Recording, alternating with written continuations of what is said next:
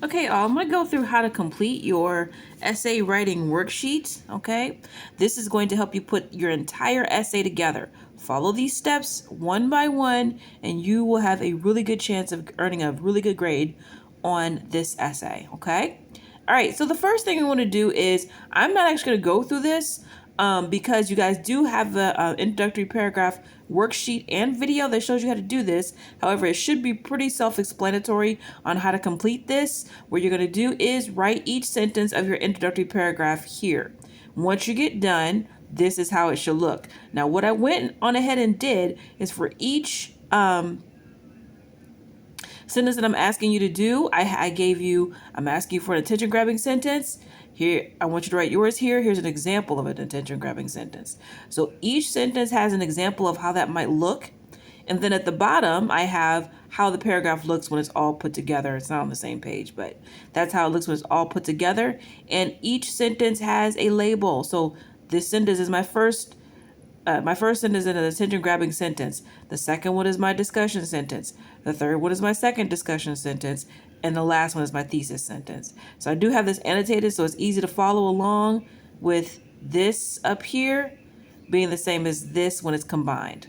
Okay, so I'm going to go on to the next section. The next section is, I do have this here, and I know the font looks kind of weird and kind of green. However, what I want you guys to do, I'm kind of trying to drive home the point with your body paragraphs. Now, this would be incorporating both your body paragraphs, both your mind map and your sandwich development technique. So I do have this up here just as a visual for you guys. Remember that your sandwich always has 3 parts, okay? Your sandwich should never just, your quote should never just be a quote with a citation.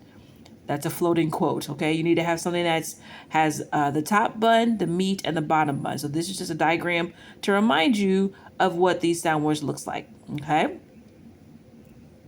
But remember, your paragraphs are not sandwiches. So now we're going to go through how your topic sentence should, how your your body paragraph should look. So first, you're going to start out. The first sentence is going to be whatever the topic was. Your first sentence is going to be whatever the topic was from your first your subtopic from your mind map, your first one. All right, you're going to create a sentence out of that. Now, you should have had a topic for that.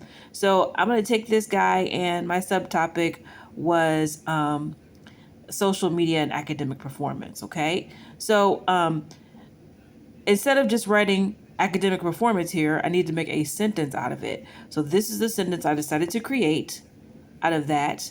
And this sentence not only tells me what this paragraph is about, but also kind of tells me what the argument is as well. Okay, then you go on. All right, the next is going to be your first sandwich quote. Now, if you go back to your mind map, you should already have your sandwich quotes in your mind map, okay?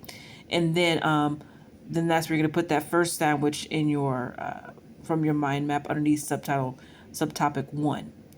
And then if you were one of those folks that had 2 quotes in the same subtopic, in your first subtopic, then you're gonna turn around and put your second sandwich quote up underneath your first one, okay? Then we're going to transition onto the next paragraph, all right? And so this is how this looks when it's done. My whole body paragraph. I'm going to start off with my topic sentence. And the next sentence is going to be my, I lost my place. My next one is going to be my first sandwich quote. The second one is going to be my second sandwich quote. And then the third one is my concluding transitional sentence. So that's how this paragraph looks after I've combined all the parts that I put here.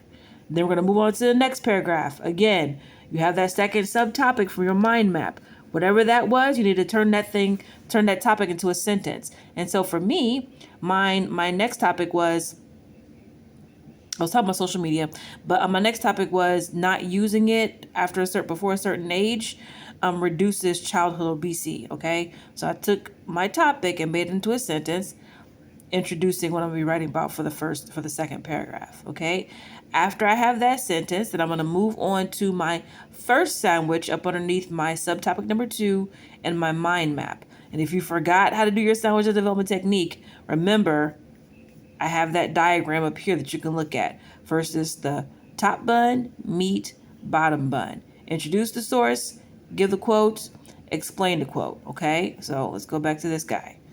I didn't explain that in the last one, but anyway, so that's how that looks. And this is where I say see diagram above, all right? So then we're going to put our first sandwich quote here up underneath subtopic number 1. Now, if you were one of the ones that had 2 sources up underneath subtopic number 2, then you're going to put 2 sandwich quotes here, okay? I think I might have misspoke, but that's how that looks.